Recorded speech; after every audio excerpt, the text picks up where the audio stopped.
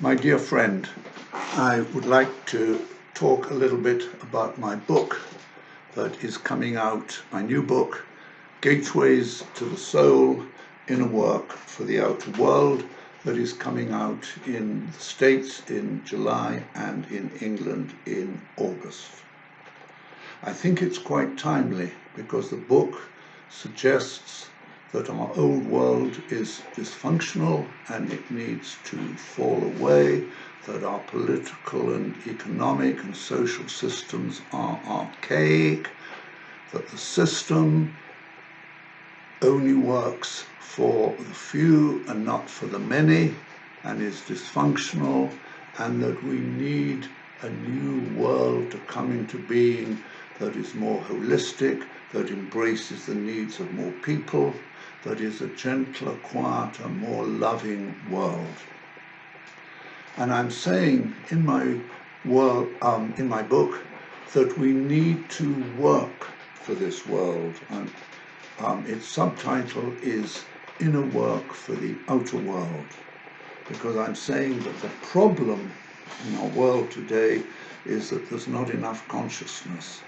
We human beings only think in terms of going out to work, not doing inner work on ourselves, not addressing our psychological and emotional wounds, our limited beliefs, our narrow visions. We don't think about expanding our awareness. So we're continually projecting our old, defunct, out-of-date, fuddy-duddy stories into the way in which we do our economics, our politics, we go about our daily lives. The gift of this pandemic, and by the way, I call it fierce grace in my book.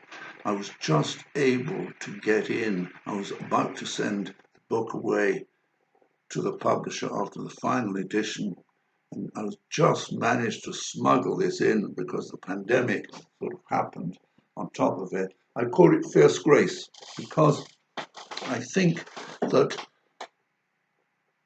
we have been given a blessing.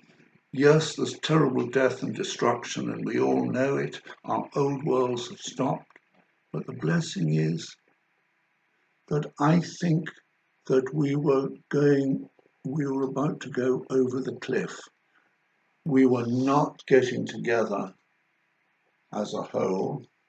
We were not addressing the really important problems on our planet, which are hunger, climate change, inequality, famine, the really serious problems of our world, where we have a world where one half is too rich and the other half is too poor. And the blessing is that I don't think we're going to be able to handle this pandemic unless we really address all the other problems, serious problems on our planet. Because actually, we know how to do it. There just has not been the coordinated will. But now we've been hit by this jumbo-sized crisis that has shocked and awakened us. In fact, Gurdjieff said that man is such an unconscious being that he tends not to shift unless hit by a crisis bigger than the sum of his own inertia. And I think we've been hit by such a crisis.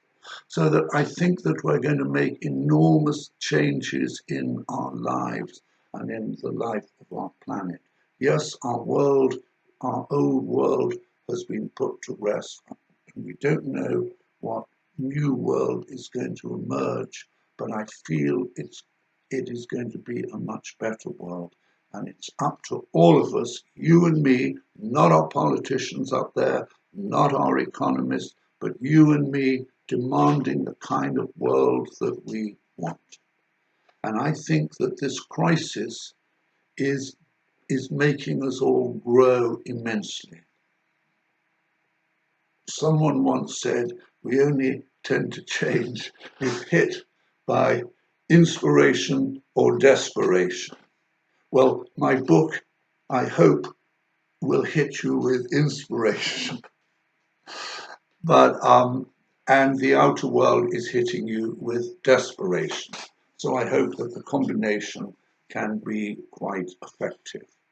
I look at not only what we need to do to heal ourselves, but also what we need to do to grow ourselves, to give birth to a more evolved us, how we can have more joy in our life, how we can have more courage, how we can heal our anxieties, how we can open and awaken our hearts. That is so important. My last book was called Awakening the Global Heart, a guide for spiritual activists.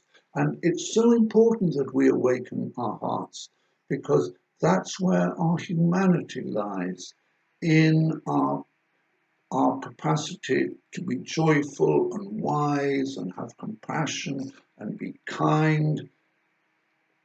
And we need these qualities in the world. Too many of us live with closed hearts. And if we have an open heart, which I feel is where our souls, the deeper part of who we are, communicates with us, if we have an open heart, then we will feel much better, we'll be more compassionate, and our health will improve.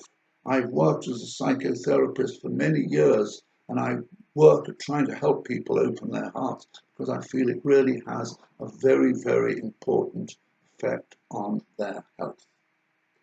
So, my dear friends, please buy my book, and the proceeds are going to go to charities that deal with people who've been devastated by this pandemic. So buy a few copies, and it'll go to a good cause. And I wish you well. I ask you to take responsibility for your lives, because I think that is what is being asked for. That is what life is asking us. If we take responsibility for our lives, then we don't need any big brothers telling us what to do. And one of the great risks is that this pandemic could shift us a little bit into a big brother society. It's beginning to happen a bit, but we need to make sure that this doesn't happen.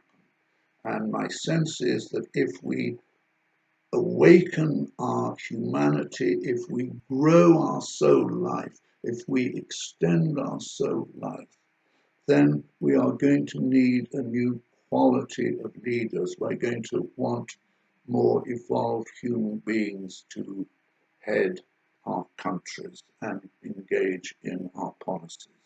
And it's my hope that those many world leaders at the moment who are, I'm afraid, dysfunctional human beings and reflect our own dysfunctionality, my hope is that they're going to pass away into the sunset.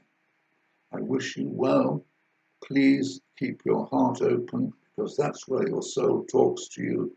And thank you very much indeed.